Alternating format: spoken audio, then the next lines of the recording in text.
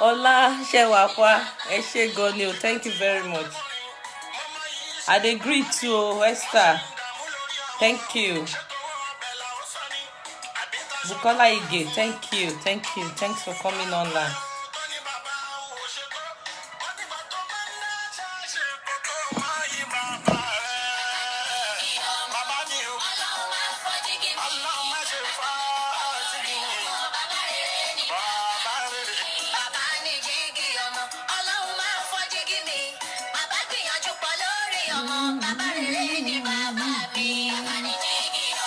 Mo fẹ́ ká gbórin yẹn díẹ̀ ni ẹ jẹ́ ká gbórin díẹ̀ ṣẹ́gbọ́ bàbá ni díngí ọmọ.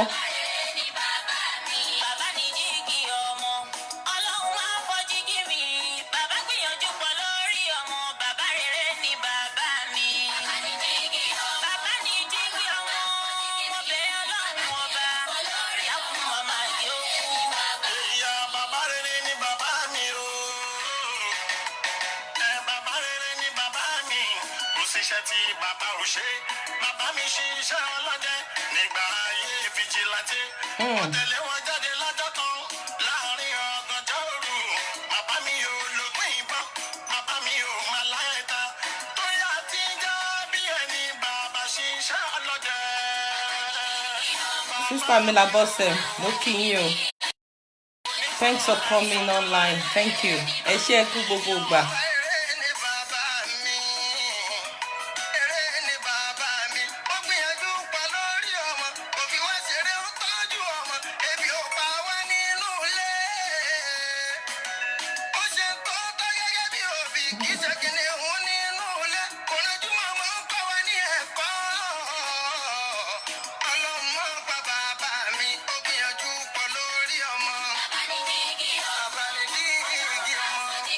Thank you, Pastor Poli. Thank you very much, brother me.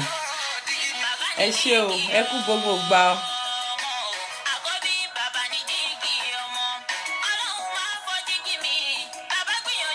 Ẹ̀yin ọkùnrin ẹ jáde wá o.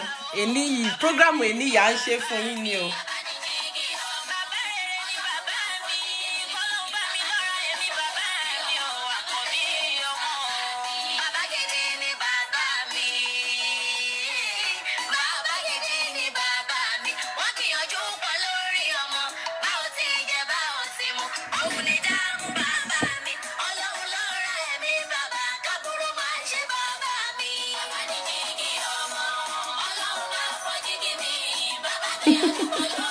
Esther, Yalaje Olóòtú, ẹ ṣé mà. Thank you very much.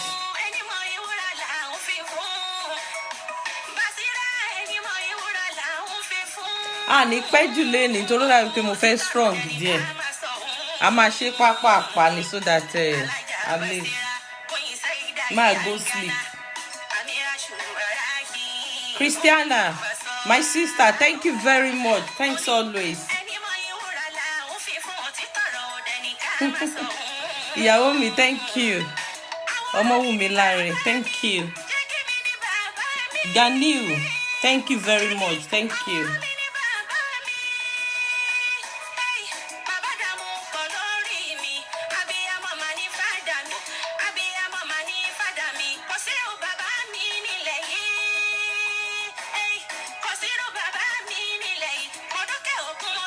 Olugbenga Olusegun, thank you very much. Thank you. Thanks for coming online. Thank you.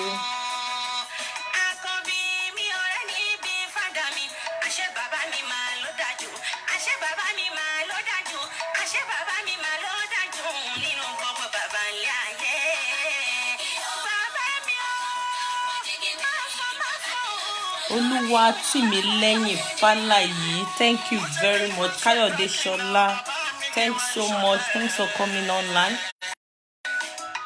Mo kàn fẹ́ ká gbọ́ díẹ̀, you know.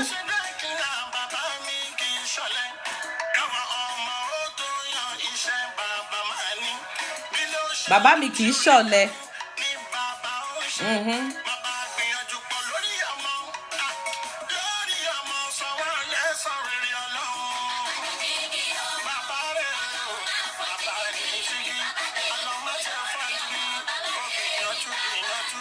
Gogo Deji, thank you. Thanks very much. Thank you, sir. Thank you.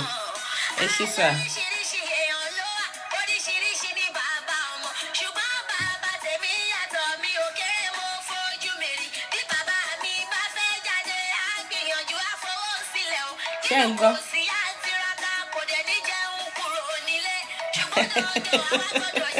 Taiwo, thank you very much, sir. Uncle Taiwo, Esho, thank you. Olalaton, thank you very much. Thank you. Ẹ jẹ́ ká stop, ó dàbí pa ti ń lo time jù lórí orin yẹn. Ẹ kálẹ́ o ẹ̀yin èèyàn mi, ẹ̀yin olólùfẹ́ Inside Life, Inside Naija. Èmi ọmọ yín, àbúrò yín, ọ̀rẹ́ yín Victoria Adébọ́lá Àlàdé ló ń kí yín pé ẹ káàbọ̀ sí orí ètò Inside Life, Inside Naija. Lálẹ́ yìí mo fẹ́ ká sọ̀rọ̀ nípa àwọn bàbá. Lánàá ni a ṣe Father's Day. Sorry, ẹ má bínú. Àná la ṣe Father's Day. So, èní dẹ̀ ni program wa, so mi ráyè ṣe nǹkan kan lánàá, but mo kàn wọ́n pé èní yìí ẹ jẹ́ ká ṣe fún àwọn bàbá wa. Alhaji Lawal Razak, àwọn bàbá wa náà nìyẹn. Ẹ káalẹ́ sà, ẹ káàbọ̀ sórí ètò. Yeah, so lálẹ́ yìí ètò wa lálẹ́ ni bàbá tèmi. Wúrà ni bàbá tèmi. Wúrà ni bàbá tèmi. Báwo ni bàbá títí ẹ ṣe jẹ́ sí ẹ? Ṣé wúrà ni? A máa ń sọ̀rọ̀ nípa àwọn obìnrin, a máa ń appreciate àwọn obìnrin. Ìjọ Mother's Days, gbogbo wa a máa ń try láti appreciate àwọn ìyá wa. But àwọn bàbá wa ń kọ́, kí la máa ń ṣe fún wọn? Èèyàn mélòó ló pe bàbá ẹ̀ lánàá? Èèyàn mélòó ló appreciate bàbá ẹ̀ ní àná tá ṣe ọjọ́ bàbá? Ẹ jẹ́ ká máa try ká máa appreciate àwọn bàbá wa, because wọ́n ní ipa lóríṣiríṣi tí wọ́n ń kó lórí ayé wa.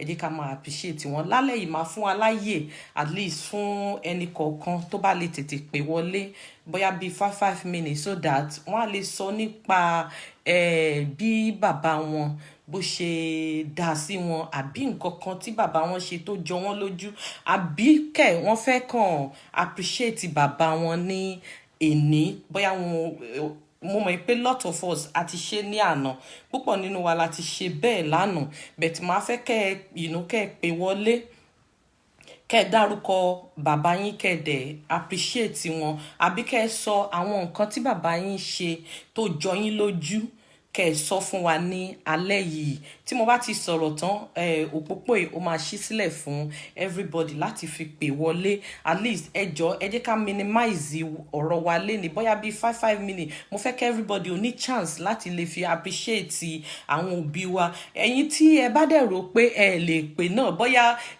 ojú ń tì yín, ṣé ojú la máa sọ pé ó ń tì yín ni, because orí fóònù kò sẹ́ni tó rójú yín. Ẹ̀yin tẹ́ bá wò ó pé bóyá mi mọ bí mo ṣe fẹ́ sọ̀rọ̀ lórí fóònù, ẹ bá wa type. Ẹlòmíì ó easy fún ẹlòmíì láti kàn comment. Ẹ bá wa comment, kẹ́ sọ nípa bàbá yín, kẹ́ appreciate bàbá yín fún wa ní èní. Ẹ jẹ́ ká lo èní Monday yìí. Ọ̀tọ̀ ni tí mo fẹ́ ṣe tẹ́lẹ̀, but I just thought pé a ní láti appreciate àwọn bàbá wa, torí pé iṣẹ́ tí wọ́n ń ṣe nínú ayé wa, iṣẹ́ tó lágbára ni. Bàbá ó kópa nínú ayé wa. Then máa fẹ́ try láti fi àwọn nǹkan kan múlẹ̀ àwọn bàbá wa. Esther Zainab, sister mi, thank you very much. Lárewájú, thank you. Owólabí, thank you so much, thank you. Ẹni tí mo bá miss orúkọ ẹ má bínú, ẹ ṣé gan ni, mo appreciate yín gan. Happy Father's Day. Yes, so mo fẹ́ ká sọ̀rọ̀ nípa, mo ní example méjì kan tí mo fẹ́ lò fún wa ní alẹ́ yìí. Not kò pọ̀, mo kàn máa phrase gbogbo ẹ̀ ni. Bàbá méjì wà. Ọ̀kan nínú àwọn bàbá yìí kò lówó lọ́wọ́, kò ní owó lọ́wọ́, tálíkà ni. But ó make sure pé àwọn ọmọ ẹ̀, ìwé tí ó kà kò kàwé, kò lajú, kò mọ nǹkan kan ju pé at least ó mọ bí a ṣe ń ṣe bàbá nínú ilé. Ó ń try, ó ń gbìyànjú.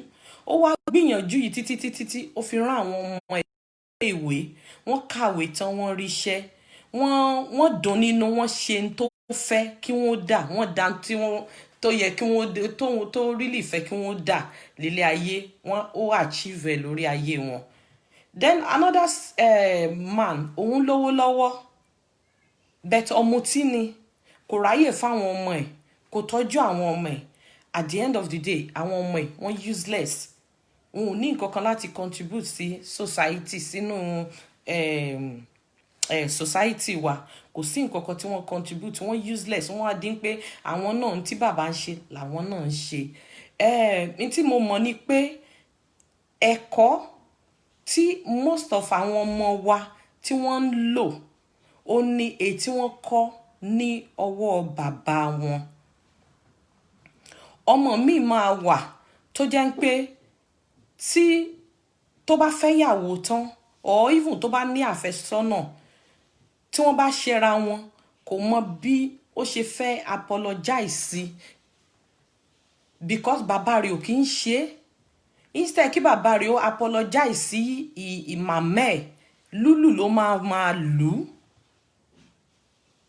Kò sí nǹkan kan ẹ̀kọ́ kankan tó kọ́ lára bàbá wọn. Ọtí, bàbá máa mọtí, ó máa mọtí wọlé, ó máa ti yó kánrin, ó máa yó wọlé. Ẹ̀kọ́ wo ni bàbá báyìí ló fẹ́ kọ́ ọmọ? So àwọn ọkùnrin, mo ní point bí like 10 mẹ́wàá fún wa lálẹ́ yìí tí mo fẹ́ ká lọ máa jókòó, ká lọ máa rò tá bá ti wà ní àyè ara wa. Àwọn ọkùnrin number 1 ni àwọn ọkùnrin ní láti máa set good example fún àwọn ọmọ. Good example fún àwọn ọmọ, because ara wa ni wọ́n ti ń kọ́, ara àwọn ọkùnrin ni wọ́n ti ń kọ́ nǹkan tó pọ̀. So ẹ jọ̀ọ́ ẹ̀yin bàbá wa, ẹ̀yin ẹ̀gbọ́n mi, ẹ jẹ́ ká máa set good example fún àwọn ọmọ wa nínú ilé, because they are watching you like bí wọ́n ń kà yín bí ìwé ni, wọ́n ń kà yín bí ìwé ni like an example. Bẹ́ẹ̀ lẹ ṣe jẹ́ fún wọn, then ẹ̀yin bàbá wa náà, ẹ jẹ́ ká jẹ́ priest. Sorry, ẹ má bínú. Ẹ jẹ́ ká jẹ́ priest or imam. Ẹ jẹ́ ká jẹ́ priest or imam fún àwọn ọmọ wa, nípa pé ká kọ́ wọn bí wọ́n ṣe máa mọ Ọlọ́run. Ó lè jẹ́ ní ẹ̀sìn Mùsùlùmí ni àbí ti Kristẹni. Ẹ jẹ́ ká kọ́ wọn bí wọ́n ṣe máa mọ Ọlọ́run. Ẹ má bínú, ariwo ọmọ mi ni, ẹ má bínú. Ẹ jẹ́ ká kọ́ wọn bí wọ́n ṣe máa mọ Ọlọ́run, ká lead wọn to ọ̀nà òótọ́, ọ̀nà ire. Ẹ jẹ́ ká lead wọn sí ọ̀nà yẹn, ọ̀nà tó jẹ́ pé tí àwọn ọmọ yẹn gan bá dàgbà tán, tí wọ́n máa wò pé bàbá mi ó kọ́ wa ìgbà tẹ́ bá wà nílé tó mi ò sọ nípa àwọn businessmen, but even if you're a businessman àbí nǹkan kan, bọ́ yóò travel òde, time tó bá wà nílé yẹn, jẹ́ kí àwọn ọmọ ẹ̀ kí wọ́n máa rí impact ẹ̀ nínú ayé wọn. Tó bá jẹ́ pé lọ́nà Mùsùlùmí ni, ẹ jẹ́ kí ẹ máa kọ́ wọn bí wọ́n ṣe ń gbàdúrà. Tó bá dẹ̀ jẹ́ Kristẹni náà ni, ẹ máa kọ́ wọn bí wọ́n ṣe ń gbàdúrà náà. You know, then another one, the third one is ẹ jẹ́ ká máa pèsè fún àwọn ọmọ wa. Àwọn ọkùnrin wa, you need to be the provider. Ẹ má máa fi dá obìnrin. Ẹ má máa fi dá obìnrin nìkan. Now, nínú point 2 mi, mo rántí nǹkan kan. Mo wo fíìmù kan, woman yìí, òun ló máa ń gbàdúrà. So most of the time ó máa gbàdúrà, òun náà ló gbàdúrà pé kí Ọlọ́run kó bless ọkọ ẹ̀, because wọ́n wà nínú ìṣẹ́ gan, kò sówó lọ́wọ́ wọn. So ó gbàdúrà pé Olúwa bá mi bùkún ọkọ mi o, Ọlọ́run bùkún. Then ìgbà tí ìyàwó yìí tó rí pé ọkọ ẹ̀ kò tọ́jú ilé, ilé ọmọ yìí pé kí ni kó lọ. Gideon, sorry, ẹ má bínú. Gideon, oh yeah, go.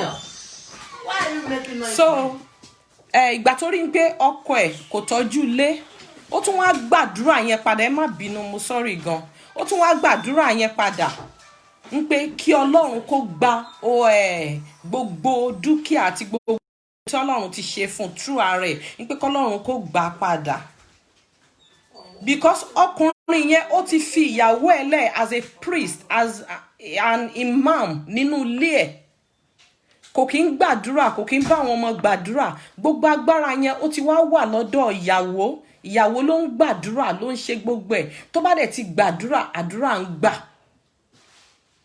So ìgbà tádúrà ń gbà tó wá rí pé ọkọ òun ò tọ́jú òun, fúnra ẹ̀ náà ló tún wá lọ kúnlẹ̀ padà ń pé fíìmù ni mò ń sọ ń pa yìí o, fúnra ẹ̀ ló tún lọ kúnlẹ̀ padà ń pé Ọlọ́run, gbogbo ohun tí mo ti gbàdúrà sí, tí mo ti gbàdúrà pé kọ́lọ́run ó ṣe fún ọkọ mi, mo fẹ́ kẹ́ ẹ bá mi gbà padà lọ́wọ́ ẹ̀.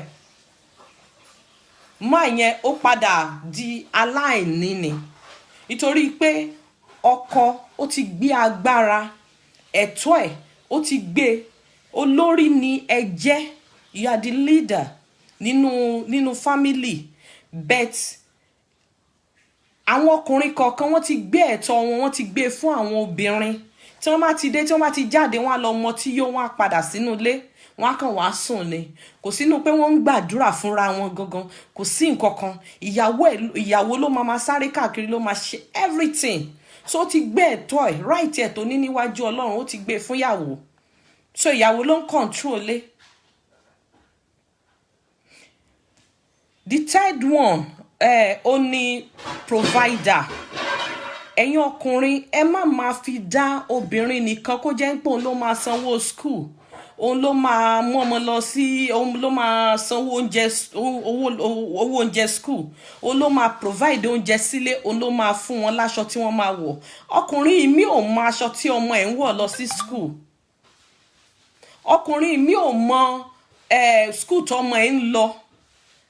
At least the first day tí àwọn ọmọ bá máa resume ní school gan, ó yẹ kó jẹ́ pé ọkùnrin ló máa, ẹ̀yin bàbá òun lẹ máa mú àwọn ọmọ lọ sínú iléèwé.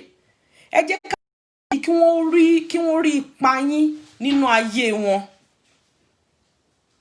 Bíbélì ní ẹ má jẹ́ kí n lo Bíbélì sorry tí tó bá ti di pé obìnrin nìkan ló ń provide mo tún fẹ́ divert ẹ̀, tó bá ti di pé obìnrin nìkan ló ń provide nínú ẹ̀kọ́ tèmi kọ́ nínú ẹ̀sìn tèmi, ó ní pé obìnrin yẹn òun ló máa ní owó, ló máa ní ọlá, máa pọ̀ fún.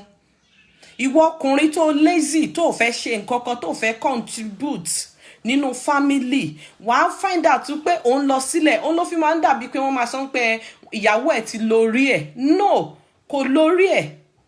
Ó wà nínú Bible bẹ́ẹ̀, ó wà nínú ẹ̀sìn tèmi bẹ́ẹ̀. Ní pé ìwọ ọkùnrin tó bá máa ṣe nǹkan yìí, wọ́n máa gba ẹ̀tọ́ ẹ̀, wọ́n máa gba agbára yẹn, wọ́n máa gbà fún obìnrin tó lè tọ́jú ilé. So kí là ń pè yín lólórí fún? Kí là ń pè yín ní bàbá mi kan ti wọlé Moncago, àwọn bàbá dáadáa nìyẹn, gbogbo ọmọ wọn wọ́n máa send owó sorry sí wọn nílé. God bless you sir. Yes, so ẹ jẹ́ ká máa try, ká máa provide fún àwọn ọmọ wa, then àwọn ọmọ wa náà, let us be playmates. Kì í ṣe ìyàwó yín nìkan ni kẹ́ máa bá ṣeré, ẹ máa bá wọn ọmọ ṣeré, ẹ mú wọn lọ sí park, ẹ má jẹ́ kó jóbìnrin nìkan ló máa gbé wọn lọ sí park, ẹ mú wọn lọ, ẹ form that ìpéjọpọ̀, ẹ form like relationship. Ẹ jẹ́ kí relationship yín kó jàgàrà, mi rí yóò bá yẹn sọ, ẹ close máwọn ọmọ yín dáadáa, ẹ máa gbé wọn jáde, irú àná àwọn bàbá kan wà tó jẹ́ pé wọn ti ráyè fáwọn ọmọ, ẹ gbé àwọn ọmọ yín jáde, ẹ gbé wọn lọ sí playground, ẹ gbé wọn lọ sí library kí wọ́n lọ pick ìwé tí wọ́n fẹ́, ẹ má fi gbogbo ẹ̀ dá obìnrin.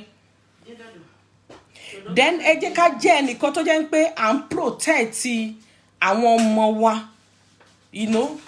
tó jẹ́ pé okay, incident kan ṣẹlẹ̀, àwọn olè wọlé, wọ́n wá fẹ́ rape ìyàwó máa yìí ní láti dúró pé no, ẹ lè rape ìyàwó mi. Wọ́n ní okay, tí ò bá ti jẹ́ ká rape ìyàwó a máa pẹ́, ó ní kí wọ́n pọ̀ òun. So nínú news ńgbà yẹn, woman yẹn sọ pé my husband die as an hero. Ń pé ó kú bí akíkanjú. Bẹ́ẹ̀ ló ṣe kú. Ìtorí pé ó dúró akọni, ìtorí pé ó dúró ti ó protect àwọn ẹbí ẹ̀ ni. Then ẹ máa wà available.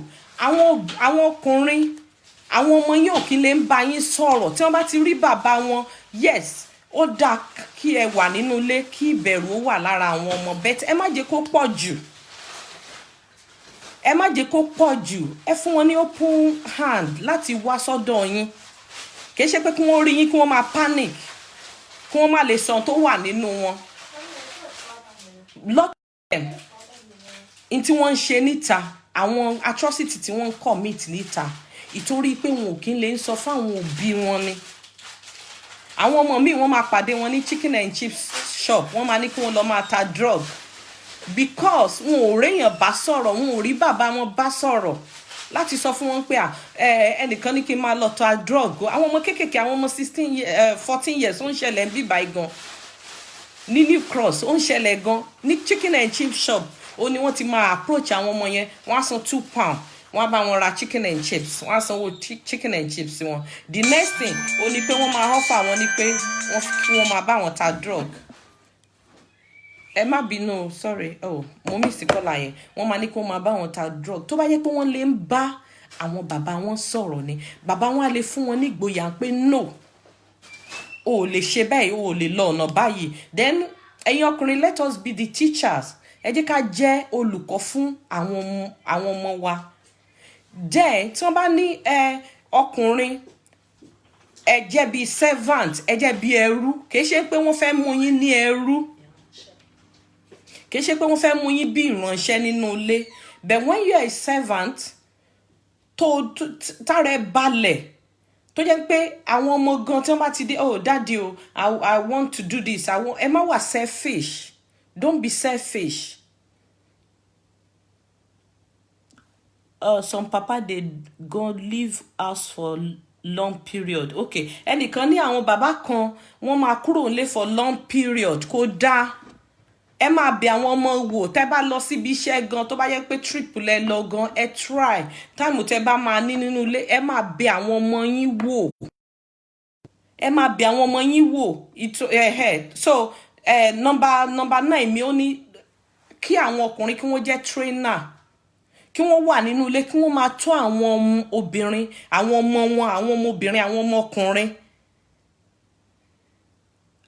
Àwọn ọmọ wa wọ́n máa ń ní ìbẹ̀rù sí àwọn ọkùnrin nítorí pé they are not that used to bàbá wọn. So tí bàbá bá sọ̀rọ̀, wọ́n máa ń tètè ń gbọ́ràn gan. Àwọn obìnrin àwọn àyà wọn máa ń take you for granted because àsìjọ wà nínú ilé, àwa tí wọ́n lájọ máa wà ní breakfast, àjọ máa wà ní lunch time, àtúnjọ máa wà ní dinner time. Ẹ dẹ̀ má gbàgbé, ọyàn wa ni wọ́n máa mú for like 3 years. Wọ́n ti rí wa tán, wọ́n ti rí wa fín. Wọn ò kí ń ní ìjáyà bí wọ́n ṣe máa ń ní sí àwọn ọkùnrin, sí àwọn bàbá wọn. So please, ẹ̀yin ọkùnrin, Inti mo ní fún yín lálẹ́, that's the 10 points. Good example, be a priest or imam, provider, playmate, protection, available for them, be their teacher. Ẹ jẹ́ olùkọ́ fún wọn. Kí wọ́n tó lọ sí school ọ̀rẹ́ wọn gan, ẹ jẹ́ olùkọ́ fún àwọn ọmọ yìí. Ọlọ́run á dẹ̀ ràn wá lọ́wọ́. Mo fẹ́ kẹ́ pé anyone tó bá fẹ́ appreciate bàbá ẹ̀ lórí line lálẹ́ yìí, line wà open. Please call in, appreciate your dad. Kí ni bàbá ẹ̀ ṣe fún ẹ tó ti ẹ̀ rí pé ó ṣe nǹkan báyìí fún ẹ. Nínú orin tí mo play lẹ́ẹ̀kan, ó ní bàbá òun máa ń ṣiṣẹ́ ọdẹ, bàbá òun ò kì í sùn nígbà tóun kéré, òun dẹ̀ gbọ́njú mọ àwọn nǹkan tí bàbá òun ń ṣe. Kí ni bàbá ẹ̀ ṣe fún ẹ? Kí ni àwọn nǹkan tí o fẹ́ appreciate bàbá ẹ̀ lé lórí? Ẹ pè mí lórí 07878 343990. +447878343990. Thank you. Well done, my sister. Thank you. Ọpẹ́ Ọlọ́run Yomi. Thank you very much.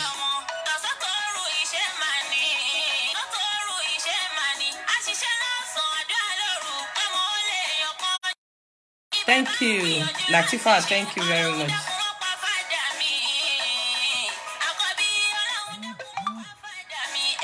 Ẹ pè wọlé ṣé ẹ ní bẹ́ẹ̀. Yẹ pè sórí +447878343990. Ẹnìkan tí ń pè mí sórí line tí mò ń lò yìí, please. +447878343990. Oníkẹ́ ẹ pè sí, please.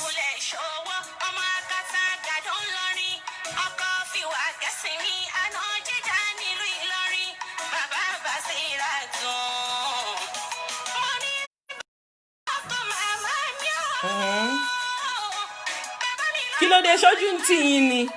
Ẹ má gbé dádì wa pamọ́, ẹ pè. Infinity Any. Wọ́n ní capacity number is +447878343990. Esther, jọ̀ọ́ bá mi paste number yẹn again, please. Or anybody online. Ẹ bá mi paste number yẹn +447878343990.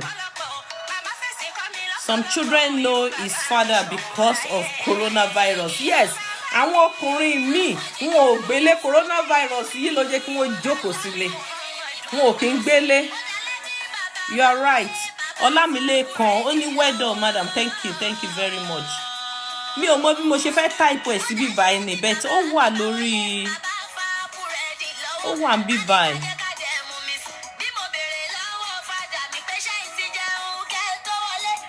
Pin. Yes, mo ti pin number yẹn wo. Sister mi ẹ wo wà ń bẹ̀ +447878343990. Ó ní number tí mo ń sọ. Hello, ẹ kálẹ́ o. Auntie Vicky. Yes, please. Ẹ kálẹ́ mà. Ẹ kálẹ́. Mo wà really touched. In fact, mo ti kéde ẹ̀ lórí nǹkan tẹ́ ẹ̀ sọ yẹn. Ṣé mo wà online ṣá? Ẹ wà online, yes please, ẹ wà online, yeah. Wọ́n ń gbọ́ yín, àwọn èèyàn ń gbọ́ yín. Bàbá mi Abdulaziz Adisa. Àwọn ni wọ́n jẹ́ first teacher mi. My first love, I can't change him for anything. Bẹ́ẹ̀ni ọmọ ní àṣírí. Gbogbo àṣírí mi. Before anything, bàbá mi ni first. Mama wa burú gan. Mami burú over 100%. But bàbá mi is opposite. So I don't think it's only me. Tí bá ń sọ fún ìgbà tí wọ́n kú tí gbogbo wa ta bá ń sọ̀rọ̀ pé bàbá mi. Oh, bàbá yín ti kú àbí? Àwọn ti kú. Okay. Àwọn àǹtí mi Ọlọ́run foríjì wọn. Ìwọ nìkan kọ́ bẹ́ẹ̀ náà ní fáwa náà. Is that person tó jẹ́ pé tẹ bá ṣàṣírí fún ẹ̀gbọ́n yín ò ní gbà àbúrò yín ò ní gbọ́. So ẹ máa believe pé ẹ̀yin náà nífẹ̀ẹ́ jù. Wọ́n láṣìírí gan. I don't know how to talk about him. I can say he's the best dad. Táwọn bá ní my dad is the best dad. Mo máa ń wò pé ṣé ẹ lè take over bàbá tèmi ṣá. Mo bẹ̀ wọ́n ni pé kọ́ máa wẹ̀ fún mi mọ́. Mo ti wà ní primary school ṣì máa ń wẹ̀ fún mi ní gbangba ta. Ṣẹ̀dẹ̀ mọ̀ bí local school gbogbo àwọn ọ̀rẹ́ mi máa ti lọ sí school. Bàbá mi á sì máa wẹ̀ fún mi, wọ́n á máa fi mí ṣe yẹ̀yẹ̀ bàbá ẹ̀ ló wẹ̀ fún ẹ̀. So what else can I say? Tọ́ bá fẹ́ jẹun, tọ́ bá fún wa lẹ́ran, tẹ́ran wá bá kéré ojú mi máa le, wọ́n máa ṣẹ́jú sí mi, wọ́n máa gbẹ ìkólé lọ gba ẹran. Tíìpù ńkọ́, bàbá mi máa fún wa ní tíìpù, even more than owó ta lè ná. Wọ́n á má nà tán ìtọ́jú yòókù o. Bàbá mi ò ń mọ̀ wá. Tọ́ bá lọ mọ́, àwọn ará ilé kẹ̀ẹ́dógún máa wá gbà wá lẹ́gbẹ̀ẹ́. Ó ti tẹ́ lọ́wọ́ àlàjì làlájì ṣe nà ẹ́.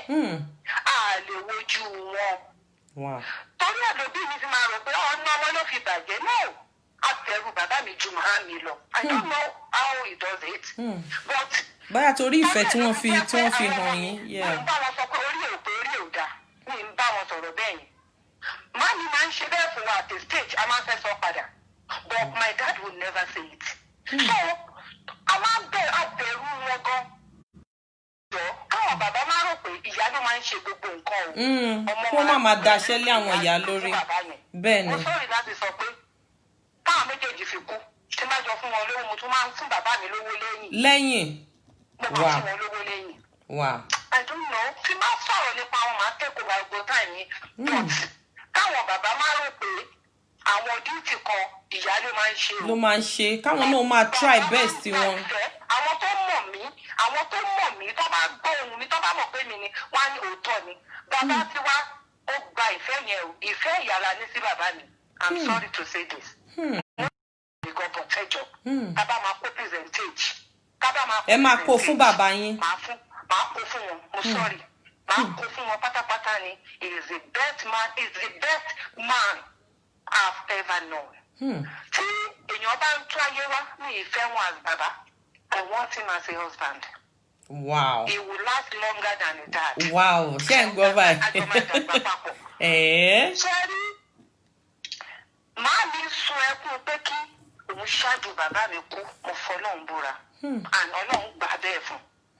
Because she knew she wouldn't be able to cope to live without him. Mi ò tí ì gbọ́rú ẹ̀rí, mi ò tí ì rírí. Kí ìyàwó máa sọ pé òun ni kóun ṣáájú ọkọ òun kú, òun ò ní cope tó bá kú. Imagine. Thank you. Wow. Thank you. Wow.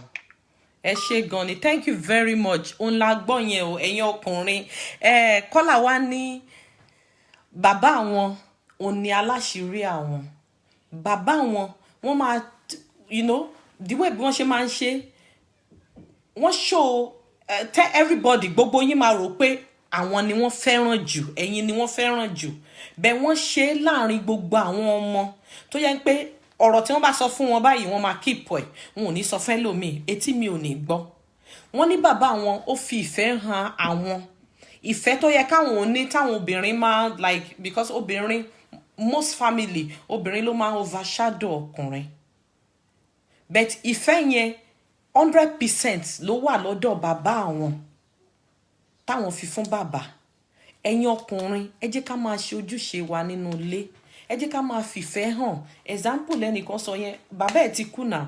Òun ló sì ń sọ̀rọ̀ nípa bàbá wọn yìí pé bàbá àwọn fi ìfẹ́ hàn àwọn gidi gan. Tó jẹ́ pé tí wọ́n bá tún ayé wá, àwọn fẹ́ kó jẹ́ ọkọ fún àwọn, not bàbá. Hello. Hello. Ẹ kálẹ́ mà o. Welcome to Inside Life, Inside Naija. Ẹ kálẹ́ mà. À ń sọ̀rọ̀ nípa àwọn bàbá lálẹ́ yìí. Yeah. Sorry. I'll take the opportunity to not only appreciate my dad, although he's late now.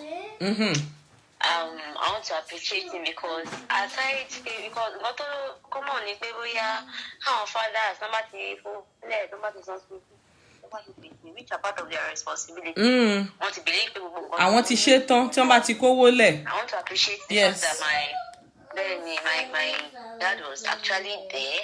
Wow. He was there emotionally. Although he was a busy person, he tried to be as involved in our lives as he could.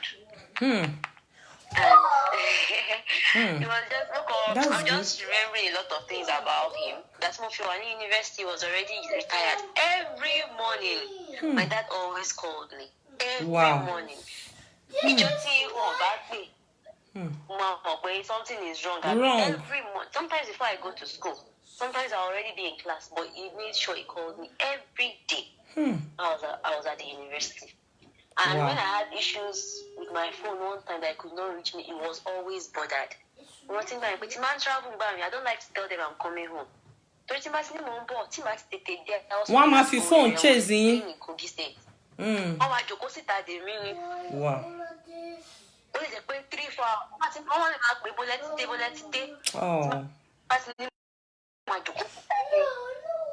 Oh. If he can come and pick me where I am, or if I would drop close to the house, I would meet him outside waiting.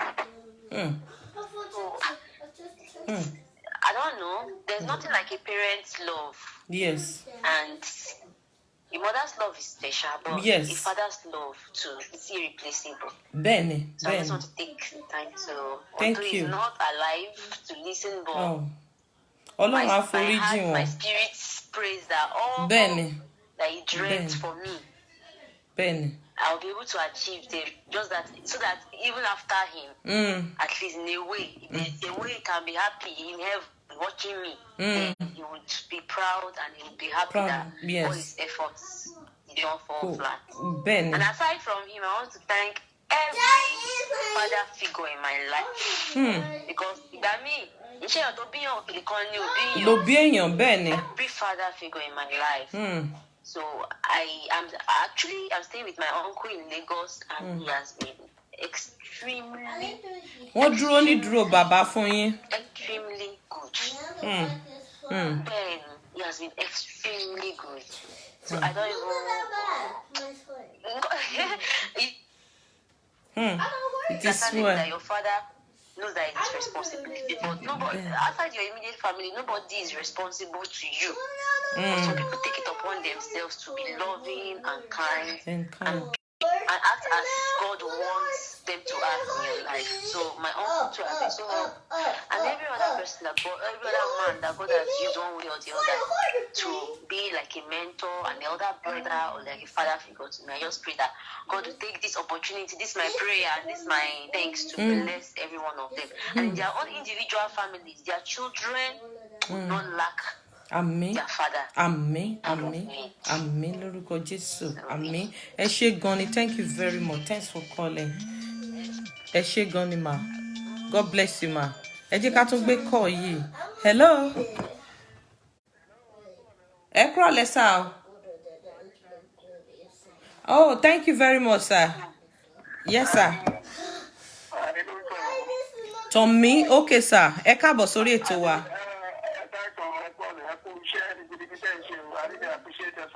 Thank you, sir. Oh.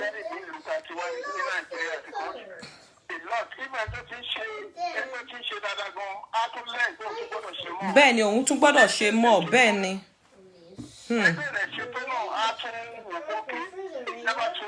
Bẹ́ẹ̀ ni, bẹ́ẹ̀ ni. Ó wà valuable. Bẹ́ẹ̀ ni. In short, àwọn kọ́là méjì tó pè lákọ̀ọ́kọ́ yẹn, in tí wọ́n sọ ó really touch mi gan, you know. Àwọn dáàdi wọn ò ṣe tó, but bàbá àwọn náà ti dàgbà rí pé a lot of factors contribute to it, but still, ó yẹ kó sì ní time láti gba bàbá ògbọ́dọ̀ jẹ́ ọmọ ògbọ́dọ̀ wá sí tó bá kó wá ọmọ àṣẹ bàbá should not be sharing to their children. Bẹ́ẹ̀ ni. Àtọmọkùnrin o àtọmọbìnrin ó dàgbà pé obìnrin náà máa ń contribute ṣe fún ṣé gbà míì. Láti ẹgbẹ́ ìdí àwọn bẹ̀rẹ̀ sí bẹ̀rẹ̀ láti ẹ̀. A bẹ̀rẹ̀ sí bẹ̀rẹ̀ Dájú ẹ máa ṣe kìíní kan. Àwọn bàbá náà kẹ̀kẹ́ rán. Ìdánù gbogbo ẹ̀ náà láti ẹgbẹ́ ìdí náà gbogbo ẹ̀ náà kan ní lílù. bẹ́ẹ̀ ni. Láti ẹgbẹ́ ìdí náà ló máa bá sọ. Ẹ má bínú sà, ẹ má bínú sà. Ìbẹ̀rù dádì ẹ fẹ́ dé yẹn. Ó ní àwọn obìnrin, most of obìnrin máa fi ń change mind àwọn ọmọ gan sí bàbá wọn. Tó jẹ́ pé ìyá wọn ló máa nífẹ̀ẹ́ tó máa rò pé màmá mi nífẹ̀ẹ́ mi. Ó ti sọ fún mi pé dádì mi fẹ́ dé. Bẹ́ẹ̀ ni. N pé bàbá mi ò fẹ́ràn mi. Bẹ́ẹ̀ ni.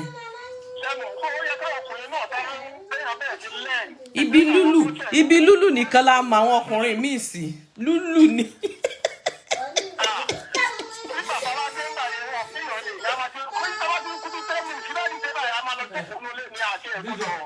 Meanwhile, gbogbo ọ̀tún láti ìdílé màmá mi yọ màmá mú yín múra. Bàbá yín bá ti dé báyìí bíi pé ogun dé nìyẹn.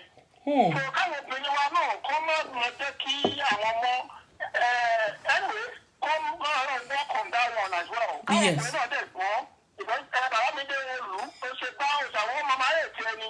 Bẹ́ẹ̀ni. Bàbá yẹn ti ẹni pé ìrẹ́pọ̀ bàbá ó máa kọjá ó máa kú lólì. Àwọn òṣèlú ẹni kẹ́kọ̀ọ́ ní. Yes.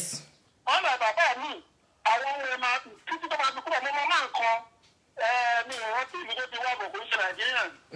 Títí tí náà yẹn ti kú báyìí gbogbo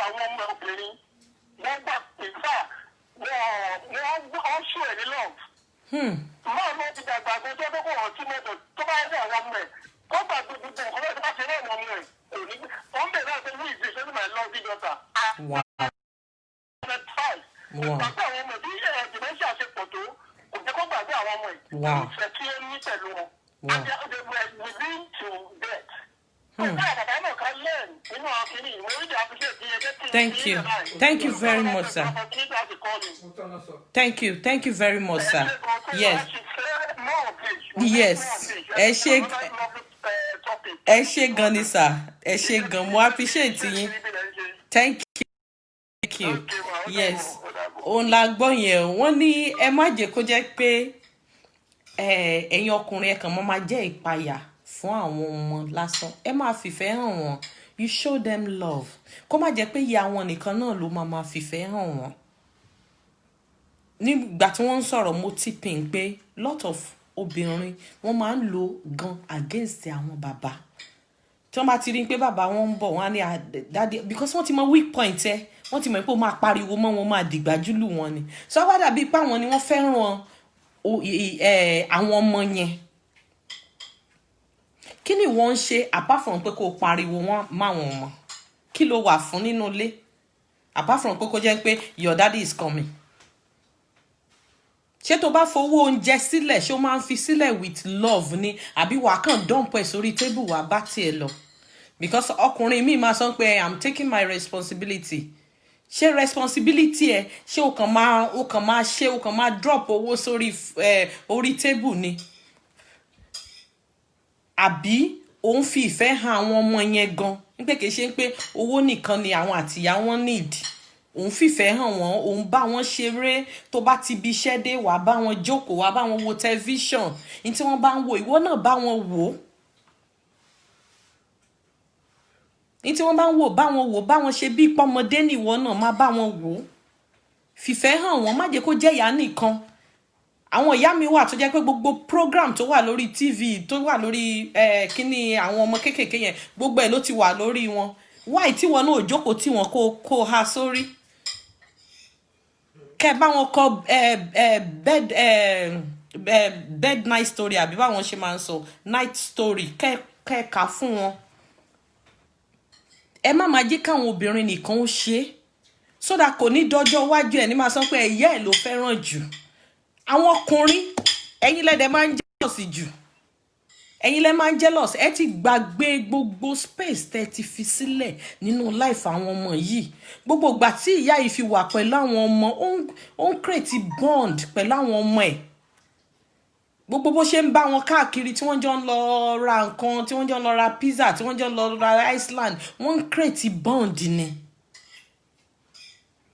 A lọ á mú wọn jáde, á lọ ra ice cream fún wọn, á gbé wọn lọ sí park. Ó ń create bond ni. So tó bá di ọjọ́ ogbó, tó bá dọjọ́ alẹ́, má fi bàdín pé àwọn ọmọ ò fẹ́ràn ẹ̀. Because ìyá yìí ló ti wà ń bẹ̀ látijọ́ yìí. Ìyá yìí ni wọ́n ń rí, ìyá yìí ló ń fìfẹ́ hàn wọ́n. Ẹ try yín ọkùnrin wa, ẹ try. Àwọn obìnrin méjì kan pè, wọ́n ní bàbá wọn aláṣẹ bàbá wọn ó ń fún àwọn ní protection. Táwọn bá jáde ó máa pè àwọn táwọn bá wà ní school every day ló máa pè àwọn. Incident kan ṣẹlẹ̀ ní London yìí tó jẹ́ pé ọkọ woman yìí kú. Ìjọ́ tọ́kọ ẹ̀ kú, ọmọ òun ló ń yarun fún ọmọ yìí because of the bond between them. Lot of thing ni bàbá yìí ló ń ṣe pẹ̀lú àwọn ọmọ ẹ̀. Lot of thing ló ń ṣe. So at the end of the day ìjọ́ tó máa kú báyìí ọmọ ẹ̀ náà last month rẹ̀ náà ló mọ̀ ìpokú last month náà ni gbogbo bó ṣe kú tí gbogbo wọn ń pariwo ń pokú okú. Ìyẹn sì wà ń bẹ ó sì ń da quit pẹ̀lú ẹ̀ bora ń bẹ̀. Kò mọ̀ pé bàbá òun kú.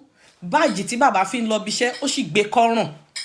Ó sì ń wò pé time ti tó káwọn máa lọ sí school kó lọ drop òun ní school. Ó ní ìfẹ́ àti ààyè tí bàbá yẹn ti fi sílẹ̀ nínú ayé ọmọ yẹn. So kò sí ni ó máa rántí. Àwọn kọ́lá wa méjèèjì yìí wọ́n ní bàbá wọn ti kú bẹ́ẹ̀ àwọn sì rántí àwọn nǹkan tó ṣe fáwọn. so ẹ jọ̀ọ́ ẹ̀yin ọkùnrin wa, ẹ jọ̀ọ́ àtẹ̀yin tẹ́ ti marry o, àtẹ̀yin tẹ́ ti bímọ, àtẹ̀yin tẹ́ ti bímọ tẹ́ wà lórí line pẹ̀lú mi lálẹ́ yìí, ẹ jẹ́ ká lọ ṣe àtúnṣe, ẹ jẹ́ ká fi ìfẹ́ ká fi hàn àwọn ọmọ wa, ẹ jẹ́ ká máa ṣe ojúṣe wa nínú ilé. Let us be a good example fún àwọn ọmọ, kí wọ́n máa rí àwòkọ́ṣe gidi lára wa. Àwọn ọmọ mi wà tó jẹ́ pé lúlù ni wọ́n máa lu ìyàwó wọn, ọkọ wọn gan wọ́n máa búlì wọn nínú ilé because tí wọ́n rí lọ́dọ̀ bàbá wọn ni ó ní wọ́n fi ń ṣe bẹ́ẹ̀. Kò sífẹ̀ẹ́, wọn ò rí ìfẹ́ kankan gbà lọ́dọ̀ bàbá, so àwọn náà láti fi express ara wọn, wọ́n á máa ṣe pẹ̀lú ìyàwó wọn bẹ́ẹ̀ náà.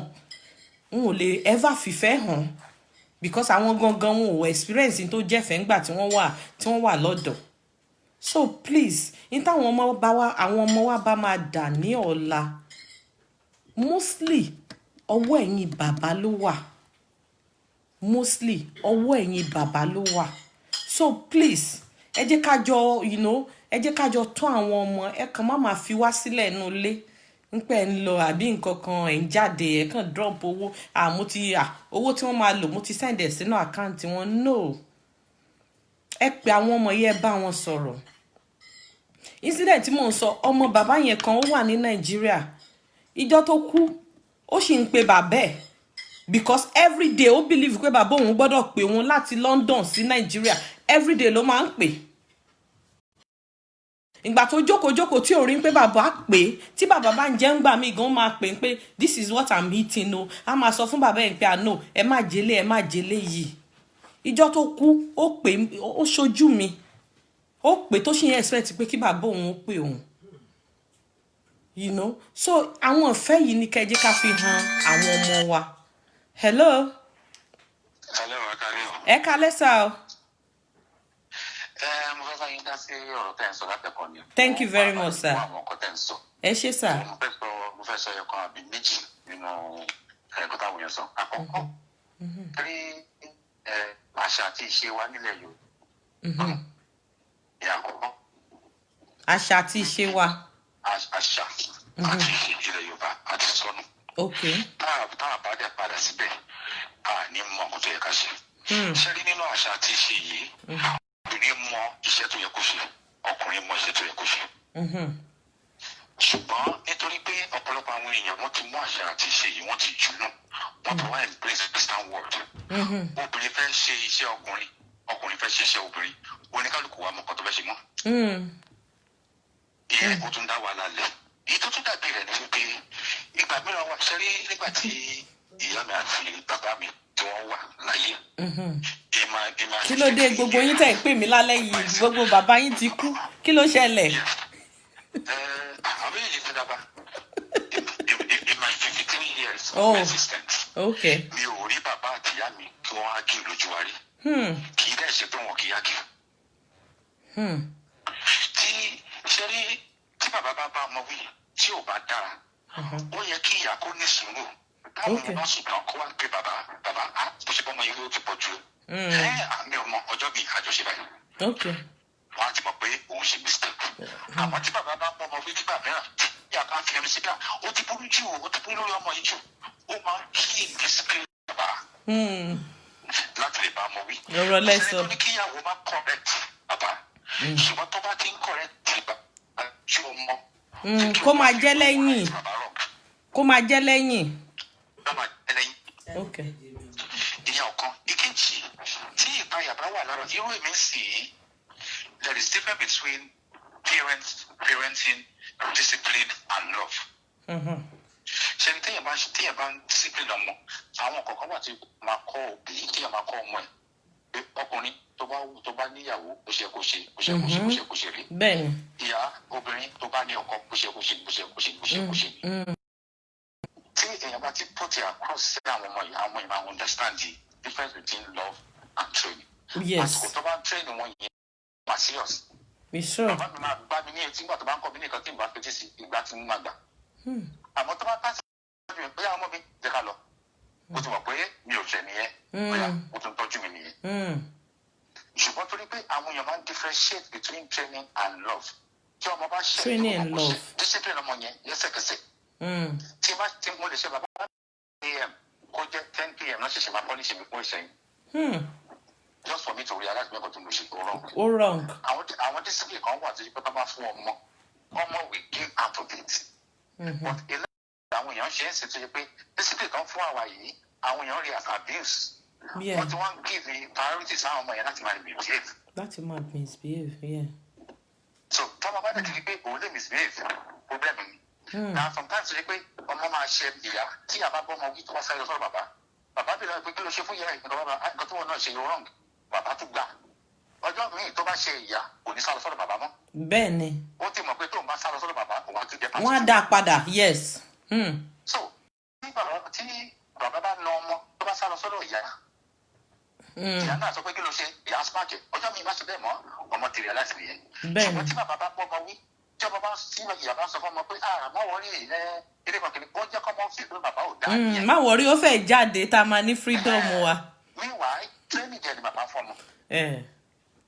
Training ni bàbá fọ́ọ̀mù ṣùgbọ́n ìyá jẹ́ kó fi rẹ̀ ni pé bàbá ò láìsí ẹ̀ pẹ̀lú statement yẹn ó yẹ kọ́ ọmọ yẹn mọ̀ pé nǹkan tó ṣe ó wrong. ìyẹn ọ̀kan tí ọ̀rọ̀ bá wà láàrin ọkọ láya ó yẹ káwọn méjèèjì máa jókòó lórí àwọn ọmọ tìrí láti skul lẹ́nu báyìí kí ni nǹkan tó ṣẹlẹ̀ ní skul tó bá jẹ́ ìyá ló kọ́kọ́ dé ìyá fèèdì bàbá nǹkan báyìí náà sọ ní skul àwọn ọmọ yìí nǹkan báyìí náà nípa ṣe kí wọ́n jọ máa review progress àwọn ọmọ.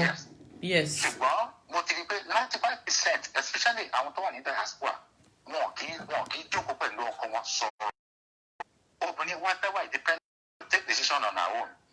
Wọ́n ti believe pé if I tell a man what is going on I'm now a slave. If you respect your man doesn't make you a slave. What they don't understand. When there is a king, there is a queen. Yes. Tẹ́ bá wo king tó wà nínú ní ọba lọ́ba ìlú ọlọ́sẹ̀ máa sọ pé baálé ilé ni wọ́n ń pe ọkùnrin. Bẹ́ẹ̀ni. Baálé ilé means baálé ilé ni olórí inú ilé. Baálé lọ́kọ ìlú. But àwọn èèyàn máa ń fi pé tí ọkùnrin bá ṣe bí baálé àwọn ti jẹ́ ẹrú nìyẹn. Àwọn ti jẹ́ ẹrú. Kì í dẹ̀ ṣe ẹrú. Ṣẹ́ra àwọn ìmọ̀láyé jọ̀hún tí àwọn ìyá wa bá fẹ́ gbà kọ́ lọ bàbá wa wọ́n á ti sáré lọ ṣerun wọ́n á ti múra dáadáa wọ́n á ti wẹ̀ wọ́n á ti túnra ṣe wọ́n á ti sọ oúnjẹ tí ọkọ yẹn fẹ́ náà. Tọkọ yẹn bá wá dé àti gbóúnjẹ sórí tébù a máa fọwọ́ ra níkùn tí ọgbà ló jẹ yẹn ọgbà ní o ti ń bá nǹkan bọ̀. Ó ti ń bá kí ló fẹ́. Ṣùgbọ́n láyé èsì agídí náà fẹ́ fi gbà á. Tọ́ba fẹ́ wá gbà yẹn wọn tó wá ní ìgbà ilé ìwé ìtọ́jú bá àwọn ọmọ ò ní rí. Wọ́n á sọ jálẹ̀ lójú àwọn ọmọ ni wọ́n rán. So tọ́ba wá bọ́ ọmọ wí tọ́ba ń bá ọkọ wí lójú ọmọ wọ́n fi légé sílẹ̀ fún ọmọ ẹgbẹ́ tóun náà bá délé ọkọ máa bá bàbá ọkọ ẹ̀ sọ̀rọ̀ ẹ̀ ní ààbò. Bẹ́ẹ̀ni. Obìnrin mi àpọlọpàá sí ọkọ lẹ́ẹ̀kíní lẹ́ẹ̀kejì. Ọ̀pọ̀lọpọ̀ tó ní kọ́bìnrin tọkùnrin ìbára sọ́dọ̀ ọlọ́pàá lẹ́ẹ̀mejì lẹ́ẹ̀mẹ́ta kó má bàa kó rẹ̀ sí wàhálà. Aya dákẹ́ á máa wò. Ó ní ò jẹ́ káwọn ọkùnrin míì máa sọ̀rọ̀ kí ṣe pé bóyá wọ́n kọ̀. Tó bá ní pé Nàìjíríà náà wà ní tóbìnrin bá lọ sí àgọ́ ọlọ́pàá bí ọkọ mi ó nà ọmọ mo wá bọ́kọ mi ní. Ọlọ́pàá máa sọ pé aṣọ́kọ ẹ ní àbí boyfriend.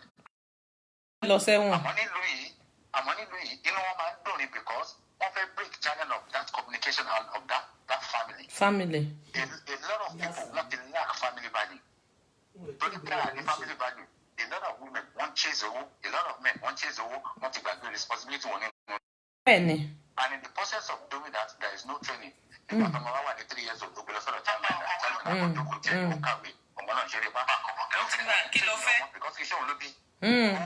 Kí táàmù ṣáà ti lọ gbogbo ẹ̀ ni. Kó gbogbo ẹ̀. Àwọn ti ṣe primary school tó bá sí primary school tán wọ́n ṣe wọ́n lọ gbogbo ẹ̀. Bẹ́ẹ̀ni. Wọ́n bá ṣe wọ́n lọ pàtì. Táìmù náà fi ń train ọmọ kù sí. Kò sí. Kì í ṣe bàbá nìkan ló ní problem. Mo kàn realize pé because àwọn obìnrin ló máa ń sọ̀rọ̀ jù. People tend to believe that men are not responsible. 99% of women who are not responsible. A woman that leaves her home on a Saturday night going to a party instead of training her kid who are responsible. But because àwọn ọkùnrin ò kì í sọ̀rọ̀, people don't see it. Yeah. Táwọn obìnrin nìkan bẹ́ẹ̀ ni. Obìnrin mi àwọn múra jáde nínú ilé. Ìyá rí ọmọ tó múra animal daughter is looking sexy. Ẹni tó yẹ kó sọ fún pé wọ́n ṣe múra.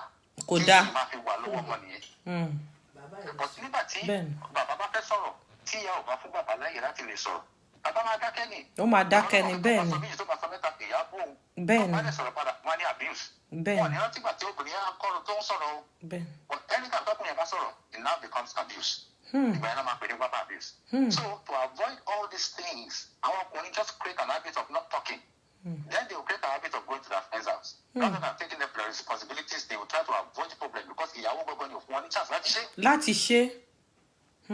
So we need to address the case.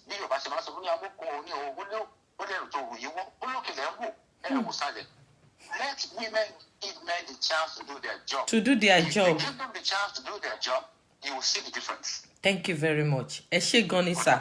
Ẹ ṣé, mo appreciate yẹn jọ kí ló ẹ gbọ́ yẹn o. Wọ́n ní ẹ jẹ́ kí àwọn ọkùnrin kí wọ́n máa ṣe iṣẹ́ wọn. Ẹ̀yin obìnrin ẹ jẹ́ káwọn ọkùnrin kí wọ́n máa ṣe iṣẹ́ wọn. You know, tẹ́ bá fẹ́ bá tí wọ́n bá ń bá àwọn ọmọ wí, ẹ má máa dá sí. Wọ́n ní ká má máa dá sí, ká máa dákẹ́. Unadeye, ẹ má máa dá sí, ẹ máa dákẹ́, ẹ jẹ́ kí wọ́n bá tẹ́ bá tẹ̀ wá fẹ́ caution bàbá yẹn pé no ohun tó bá wí fún yẹn kò dáa o, ẹ lọ sọ lẹ́yìn, ẹ jẹ́ kó dẹ̀yìn, ẹ má sọ ní ṣe ju ọmọ yẹn. Then tọ́mọ bá sá wá bá yín tí bàbá ẹ̀ bá bá wí, ẹ lè padà pẹ̀lẹ́gbà. Because most of àwọn ọkùnrin bíbá wọn ò nílùú àti kò sẹ́ni tó fẹ́ lọ sẹ́wọ̀n, òfin yẹn ti wà Nàìjíríà náà, kò sẹ́ni tó fẹ́ lọ sẹ́wọ̀n, so wọn ò ní dá sí. Nígbà tí wọ́n bá ti rí pé ibi tó ń lọ yìí o, level tó ń lọ yìí, àwọn ìyàwó mi àtàwọn ọmọ wọn lè kó mi sí wàhálà o, wọ́n á rọra fi wọ́n sílẹ̀ pé kí wọ́n máa ṣègbé ayé wọn. Báwo ni àṣekílẹ̀ afẹ́ rí gbà nínú gbogbo ẹ̀? So wọ́n ní ẹ̀yin obìnrin náà lásìkò la wá ní ẹ̀yin obìnrin náà ẹ try ẹ ran àwọn ọkùnrin lọ́wọ́ kí wọ́n lè máa bá àwọn ọmọ yìí wí.